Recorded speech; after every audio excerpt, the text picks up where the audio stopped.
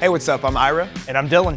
And this is Storm Ready, where we help you get prepared and make repairs when Mother Nature throws curveballs at you. Today, we're talking backup power solutions for your home. Whether you have a single family home, an apartment, or a condo, we're here to make sure that you stay plugged in, even when the power's out.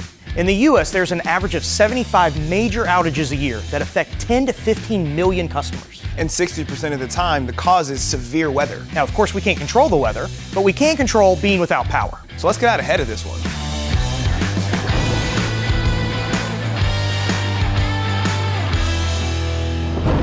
So when discussing backup power solutions, the first thing we need to figure out is how to size your power needs. Today, we've got just a really simple visual aid that's gonna help us represent what you see in your home. We've got just a breaker box, we've got your 220 outlet here, which is a 240 volt, and then your simple 110 outlet, which is actually 120 volts. So the power in the outlets in your home is gonna be measured in volts. However, the products that you buy are gonna be measured in amps or watts. So there's a really simple equation that we're gonna teach you guys to help you convert that. And that's amps times volts equals watts.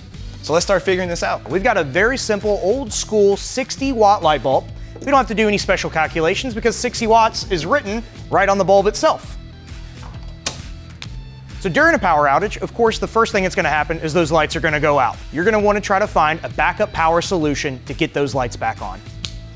So what about something that doesn't just have the wattage printed on like a TV? It's a really great question.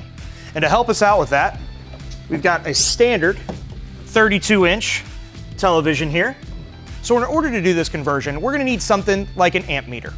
It's reading about 0.4, 0.5. We're just gonna go ahead and write down 0.5 amps for the television. Then with our equation at 120 volts, that's gonna get us to 60 watts. So with the light bulb and the TV, we're at 60 watts and 60 watts, which is 120 watts so far. Right, so you can see how we're doing the math to try to figure out what kind of power we need. So we gotta take care of our food too. What about that? Yeah, no, you're absolutely right. I've got a little mini fridge we're gonna use. Okay, we got our amp meter. We're getting a 0.8 for our amps on the mini fridge. So 0.8 times 120 volts gets us to 96 watts. And don't forget about the startup surge. Define that for us. So there's gonna be some items in your home that are gonna need a little bit of extra energy to get them rolling. Things with motors and compressors. What are some of those items? Fridge, of course. Yeah, refrigerators, your sump pump, your AC, your furnace, all of those items are gonna have a startup surge to get them running before they're actually operational. Sometimes you'll hear that be called an inrush current. A startup surge can have 3 to 4 times the amount of amperage than the running amps. So we need to make sure we probably notate that on our board so that way we take that into our calculation. So food's all good to go, but it's hot in here. So you can get a portable AC unit. We've got one. All right, we're getting a 10.5 on our amp usage for our portable AC. We're gonna multiply that by our 120 volts, and that's gonna get us to 1,260 watts. So what if I need some heat? Yeah, we can get a portable heater as well. Looks like we're getting a 12.5. So 12.5 times our 120 volts gets us to 1,500 watts. So remember, when looking for backup power solutions, we're trying to figure out what size you need to operate the things that you need in your home. Let's say, for instance, I want to light multiple rooms. I can do that. Or maybe you work from home and you want your router and your modem on so that way you have internet. Absolutely. And now my fridge is good to go, but then I want to cook something. So maybe I got my microwave good to go as well as even a toaster oven. And then of course, in a power outage, potential basement flooding, you want to make sure that your sump pump is working and your other plumbing necessities as well. Absolutely. And there are backup power solutions for all of these types of things. Now that we taught you how to calculate your power needs, let's talk about some power solutions. There are 2 primary types of backup power solutions. The first one that we're going to touch on is portable gas generators. So gas-powered generators come in different sizes, wattage outputs, and fuel sources. These 2 generators might look the same, but they actually put out different outputs. This Westinghouse puts out 9,500 watts. And this Generac is about 6,700. So as you can see, you're gonna have a few different options. So what home type are these generators good for? These generators are perfect for homeowners or people with some property. A couple of things that we need to think about as far as safety.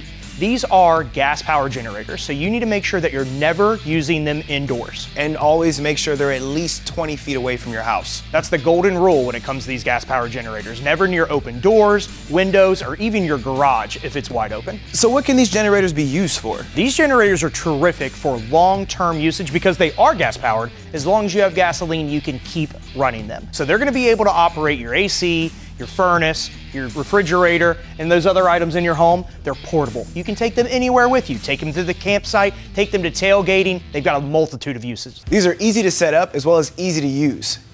Now let's show them what else we got.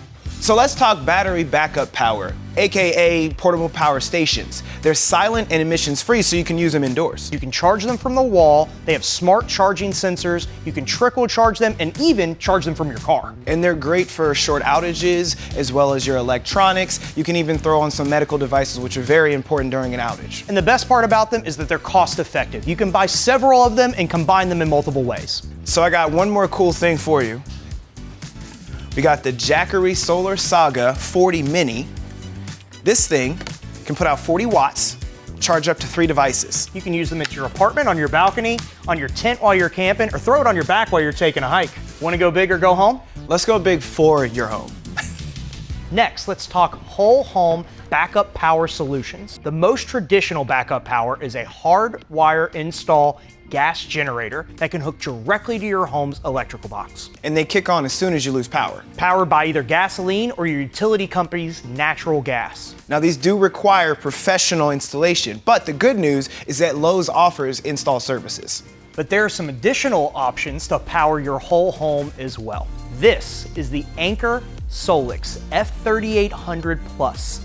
You can power part of or your whole home with this thing automatically. This offers plug-and-play backup battery power, just like the other batteries or even the gas power generator. The great thing about these is that you can hardwire them into your home's electrical panel. Once they're hardwired, they can detect an outage in milliseconds. And they automatically switch over. Right. Often so quick that your lights hardly even flicker. You can stack additional batteries onto these systems. So depending on the size of your home, they can supply all the backup battery power that you need. So how do you match each power scale with each backup type? First, you need to determine the total amount of wattage needed during a power outage. Correct.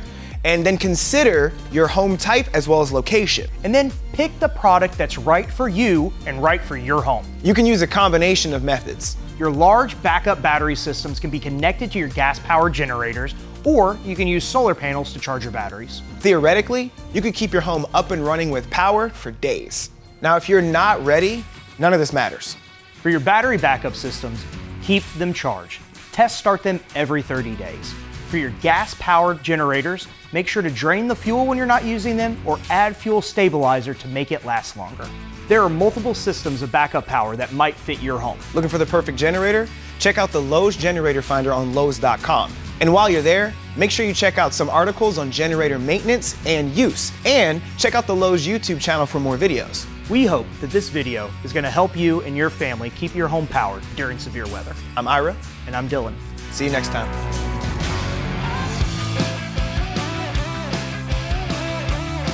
Theoretically, you can keep your home up and running for days. Days!